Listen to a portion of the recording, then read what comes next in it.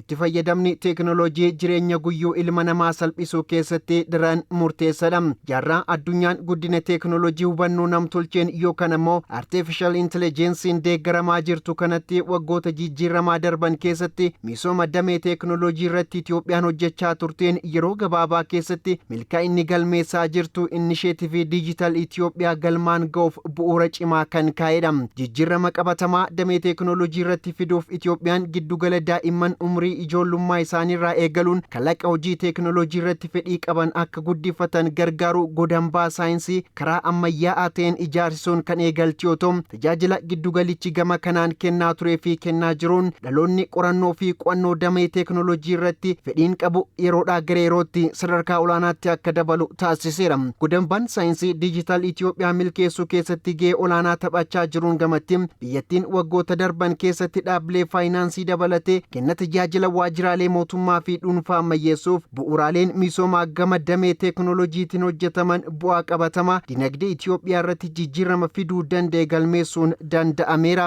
Keessumaayyuu akkuma biyyoota addunyaa dinagdeen guddatan gara birootti damee teekinooloojiitiin jijjiirama bu'uuraa fiduu fi kaka'umsa ministeera muummee Dr. Abiyyi Ahimadiin hojii ijaarsa dinagdee diijitaalaaf xiyyeeffannoo kennameen yeroo ammaa damichaan Itoophiyaan biyyoota ardii Afrikaa keessaa adda duree akka taatu gargaaree jira. Akka lakkoofsa warra Awuroopaanotaa bara 2030tti maddi dinagdee guddaa teekinooloojii hubannoo namtolcheeti jedhanii kan amanan ministeerri muummee Dr. Abiyyi Ahimad hojii misooma teekinooloojii fi kalaqa teekinooloojii haaraa irratti daa'imman jajjabeessuun Itoophiyaan eegalte cimsuun damicha irratti dhaloota yaada kalaqa teekinooloojii haaraa maddisiisuu danda'u horachuun dhimma murteessaa fi ijoodhaa jedhu. በ2030 በዓለም ጂዲፒ ላይ 16% እድገት የሚያመጣው ኤአይ ነው። bara 2030tti GDP addunyaa irratti guddina dhibbeentaa 16 kan galmeessu damee artificial intelligence'ti. Kun maallaqatti yoo jijjiiramu qabeenya tiriliyoona 15tti tilmaamama jechuudha. Qabeenya kana biyyoonni qooddatan muraasa. Itoophiyaan sosochii misooma teekinooloojiin eegalte kanaan dhaloota saayinsii fi teekinooloojii irratti mari'atuu fi kalaqu yoo horatte qabeenya addunyaa artificial intelligence irraa argamu kana keessaa qooda ishee argachuu dandeessi jechuudha. Magaalota guddina dinagdee misoomaa fi baay'ina lakkoofsa uummataan dabalaa deeman keessatti tiraanisfoormeeshinii dijitaalaa guddisuun jijjiirama hunda galeessaa fiduuf kan gargaaruu fi sirna dinagdee dijitaalaa ijaaruun ammoo guddina dinagdee magaalaa fi biyyaaf murteessaadha. Kantiibaan bulchiinsa magaalaa Finfinnee Aadde Adaanach Abeebees magaalaa ammayyooftuu ijaaraa jirru keessatti jedhan cimsi teekinooloojii dijitaalaa kenna tajaajila dhaabbilee mootummaa si'eessuu galii hanga yaadamee walitti qabuu fi nageenyummaa jiraattota magaalattii mirkaneessuu keessatti qooda olaanaa akka qabu ragaa ba'u.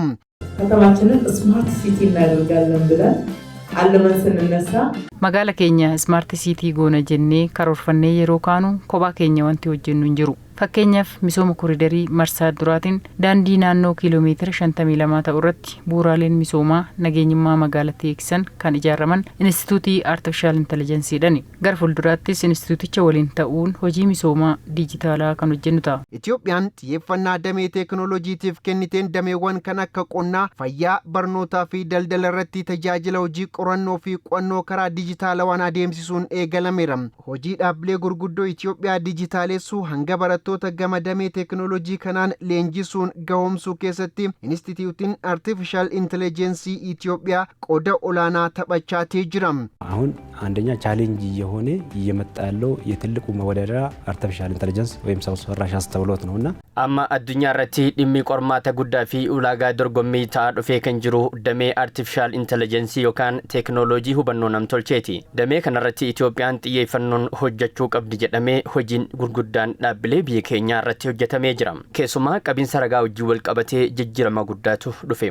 Cimsa teekinooloojii ammayyaa fi ijaarsa dinagdee dijitaalaa keessatti qormaata cimaa kan ta'e nageenya saayibarii irrattis hojii teekinooloojii babal'isuuf hojjetamuun gamatti xiyyeeffannoo kennuufiin dhimma murteessaadha. Hojii misooma teekinooloojii ammayyaa waggoottan darban keessatti eegalamee babal'isuun akka lakkoofsa faranjootaa hanga bara 2030tti Itoophiyaa dijitaalofte dhugoomsuuf tarsiimoo haaraan hojjetamaa jira.